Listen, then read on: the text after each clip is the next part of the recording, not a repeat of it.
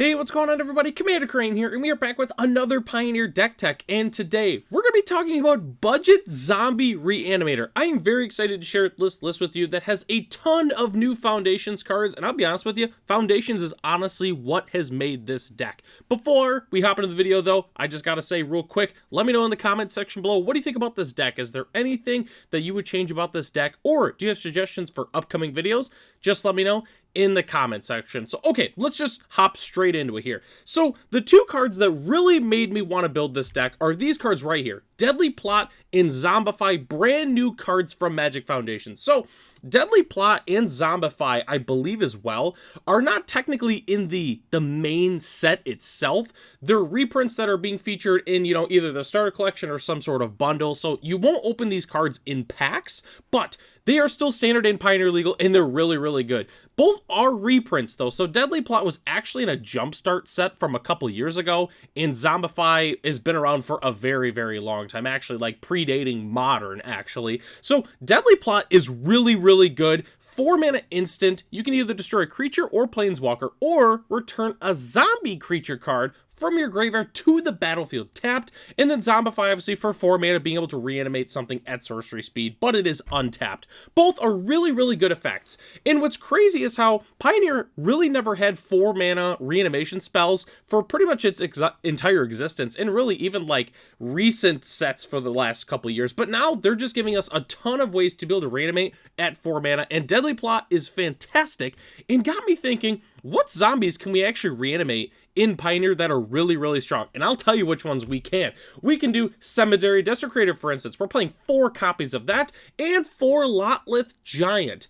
And technically Writhing Necromancer, but I'll talk about that in just a second. So what we're trying to do is we're trying to reanimate Cemetery Desecrator and Lotlith Giant, play them way ahead of schedule. So Cemetery Desecrator, a zombie that really didn't see any play in Innistrad Crimson Vow, mostly just because of the mana cost, but when we're reanimating it for 4 mana, it's really, really good. It has a very, very nice effect. And then Lotlith Giant is just fantastic too, being able to deal a ton of damage to our opponent, and we get a 6/5 body. Overall, it's just really good. It's the best of both worlds. It's exactly what we want to do in this deck. Then we're also playing 2 copies of Writhing Necromancer. This card, we're just able to we're able to cast it really, really easily. There's another zombie in our deck, spoiler alert, that is from Foundations. That's going to also help us cast this a lot easier.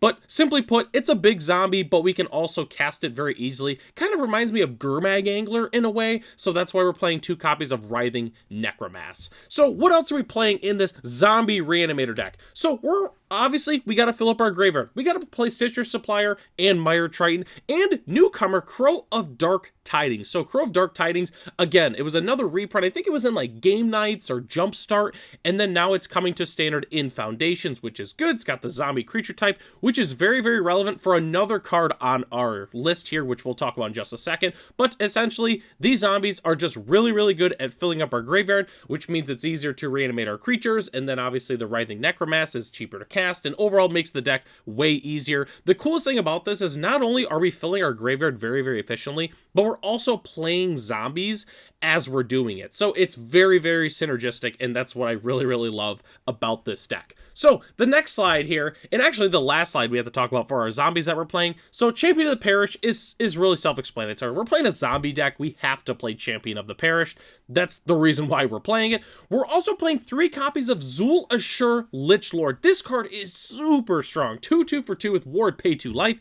We can tap it to cast target zombie creature card from your graveyard this turn. So obviously it's going to be harder to cast like our big reanimation targets and stuff like that, which we can do, but it's a little unlikely. The main thing is just being able to get like Writhing Necromancer back, or they killed our Champion of the Parish earlier in the game, so we can buy that back and start playing some more zombies. Overall, Zul Ashur is just a fantastic card to be playing in a zombie deck like this. But the card that I'm also really excited about in this deck is Diregraph Colossus. We're playing 3 copies of it. When it enters the battlefield with the 1/1 counter on it for each zombie card in our graveyard. So we're filling up our graveyard, putting a bunch of zombies in there. It's going to get really, really big. And then whenever you cast a zombie spell, create a 2/2 black zombie creature token. tapped. It's just super duper strong. I love Diregraph Colossus. The cool thing is with it is if we do reanimate it, it enters the battlefield with the counters on it. It's not as if you cast it or whatever, you get the counters. So if we do reanimate it, it's going to come in really, really big and do some very, very silly things. So definitely a huge fan of Diregraph Colossus in this deck. I've always liked the card, but I've always struggled to like just slot it right into a zombie deck. But this is like the perfect list for Diregraph Colossus. So that's the entire main board. Let's go and hop into the land switch. It's only one slide. It's super simple. 4 Faceless Haven and 19 snow-covered swamps. So obviously we're a budget list. We don't want to be playing any expensive dual lands or utility lands or anything like that. And I was kind of struggling to decide what I wanted to do. And I never really feature Faceless Haven just because it has to be very situational, like a monocolor deck. But I figured Faceless Haven, this was a perfect spot to be able to play. And obviously it does count as a zombie too, which obviously works with the rest of the deck. So definitely a huge fan of this mana base overall. The snow-covered swamps, and like if you want to play this deck and you don't have the snow-covered swamps, you don't have to play this style. You could just play a whole bunch of basics and maybe some if near deadlands or something like that. But, you know, if you do have some snow-covered swamps laying around and some Faceless Havens, I definitely would recommend it. So that's the entire main board. Let's go and talk about our sideboard real quick, which our sideboard is going to be really, really simple with this deck. We're going to want some Graveyard Hate. We're in black. Leyline of the Void is like a $1 card. Play Leyline of the Void, enough said. You could play some Torment Scripts if you want to, but I would just recommend playing Leyline of the Void since it's already in our colors.